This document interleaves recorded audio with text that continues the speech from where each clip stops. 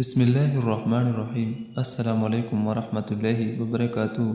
صبح کے وقت یہ کلمات پڑھیں، 100 حج کرنے کا ثواب ملے گا۔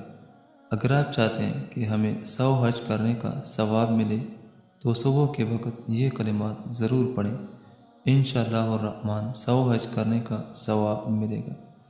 حضرت عمرو بن شعیب بواسطہ والد اپنے دادا سے روایت کرتے ہیں کہ حضور نبی اکرم صلی اللہ علیہ وآلہ وسلم نے فرمایا، جو شخص 100 مرتبہ صبح اور 100 مرتبہ شام کو سبحان اللہ کہے وہ 100 حج کرنے والے کے مانند ہے۔ جو آدمی صبح و شام 100 مرتبہ الحمدللہ کہے وہ اس شخص کی طرح ہے جس نے اللہ تعالیٰ کے راستے میں 100 مجاہدوں کو گھوڑے پر سوار کیا، یعنی انہیں سواری دی، یا فرمایا وہ 100 غزوات لڑنے والے غازی کی طرح ہے۔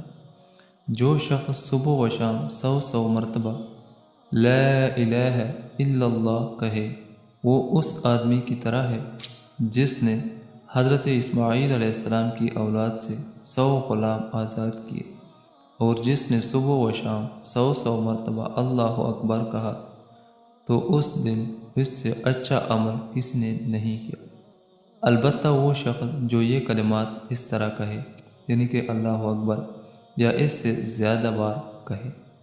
اسے امام ترمذی اور نسائی نے روایت کیا ہے۔